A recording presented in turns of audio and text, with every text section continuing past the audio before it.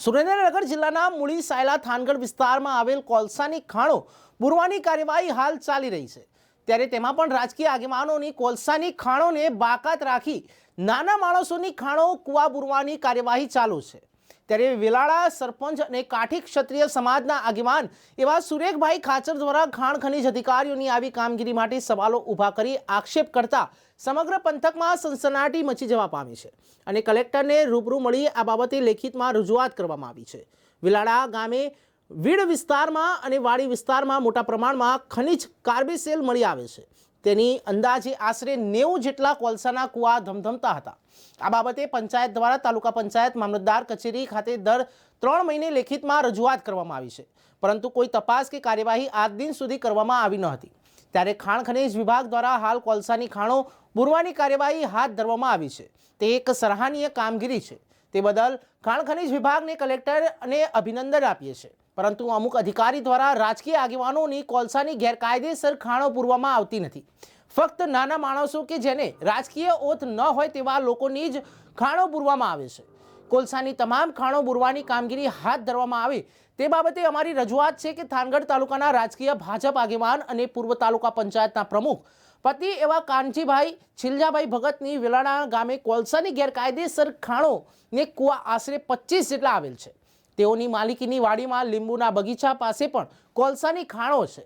તેમ છતાં એની આજુબાજુના માણસોના ખાણો પૂરવામાં આવતી નથી, પરંતુ આ કાનભાઈની એક પણ ખાણ પૂરવાની કામગીરી કરવામાં આવેલ નથી। તેનું કારણ શું છે, જેવા વેધક આક્ષેપ સરપંચે કર્યા છે। કાનભાઈ ભાજપના આગેવાન સાથે સાથે કરોડોપતિ માણસ પણ છે, ત્યારે ધારાસભ્યનો નજીકનો ટેકેદાર છે। ત્યારે તેઓની કોલસાની ગેરકાયદેસર ખાણોમાં એક કાંકરો પણ નાખવામાં ન આવતા અનેક તર્ક વિતર્કો સર્જાય તે સ્વાભાવિક છે। તો તાત્કાલિક આ તમામ કોલસાની ખાણો પૂરવાની કામગીરી હાથ ધરવામાં આવે તેમ ખાચરે જણાવ્યું।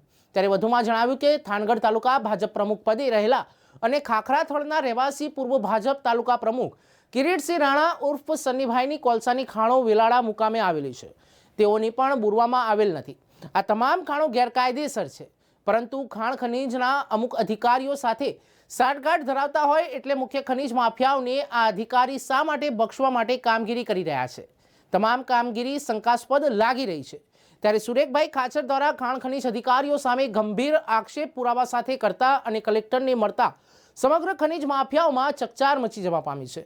ત્યારે ખનીજ ચોરો ભૂમાફિયાઓ સામે હાલ નાના એવા ગામના સરપંચ દ્વારા રણસિંગુ ફૂંકાતા હવે દૂધનું દૂધ અને પાણીનું પાણી સામે આવી જશે। ખનીજ ખોદકામ મુખ્યત્વે રાજકીય આગેવાનો જ કરતા હોય છે, તે આ રજૂઆતથી સાબિત થાય છે। ત્યારે ખનીજ માફિયાઓ એ ગૌચર જમીન પણ છોડી નથી, તેમાં પણ ખનન કરતી ધરતી માતાને ધનોતપનોત કરી નાખે છે। ત્યારે એક સરપંચ ખાણ ખનીજ અધિકારીઓ સામે તેમની કાર્યવાહી સામે તેઓની સાંઠગાંઠ સામે અવાજ ઉઠાવતા આવનાર સમયમાં અનેક સરપંચ ખનીજ માફિયાઓ સામે બહાર આવી અવાજ ઉઠાવશે તેમ લાગી રહ્યું છે। સુરતભાઈ લાકાભાઈ 35 વર્ષ સરપંચ છું। હાલમાં અમારે ખોદાણ કામ હાલે છે 86,586 લાખ। એમાં રાજકારણી એના કાનભાઈ ભગતના એના બૂરતા નથી, ગરીબ માણાના બૂરે છે। આ મારી માર્ગ છે, બધાના બૂરવા જોઈએ। ખાસ કરી કેટલા ખાડા ચાલે છે આવા રાજકારણીના વગડાને, કેટલા ખાડા બૂરતા નથી? રાજકારણના હાલતા છે એની વાડીમાં 4 અને આ ખરાબામાં 5, બીજે થઈને 1 ખાતા હાલતા છે। શું માંગણી છે હવે તમારી? બધાને બંધ થઈ જવા જોઈએ ને કાં બધાને ચાલુ રહેવા જોઈએ। બધાને બંધ થાય સારું। હું પાછળ ગરીબ માણાના રાજકારણના બધાના બૂરવા પડે। રાજકારણ એકના બૂરા એમ ન હાલે, પહેલાં રાજકારણના બૂરો જીસીબી પણ એનું હાલે, એ ઉપર આવે છે જીસીબી એનું જ હાલે, બીજા કોઈનું નહીં। અને એની વાડીમાં 4 હાજીની વાડીમાં પડખે બાજુમાં કોળી। શું માંગણી છે? બંધ થવા જોઈએ કાં ટૂંકમાં કાનભાઈના જે ખાતા છે એ બુરવામાં નથી એ આવતા, નથી આવતા, કાનભાના નથી બૂરવામાં આવતા, એ બૂરવા જોઈએ। મારું નામ રાજ ગોડાસરા, ઉપલેટા માર્કેટિંગ યાર્ડના સેક્રેટરી છું। હાલ વાત કરીએ તો ઉપલેટા માર્કેટિંગ યાર્ડમાં અત્યારે કપાસના દરરોજના 70 થી 80 કપાસના ઊભા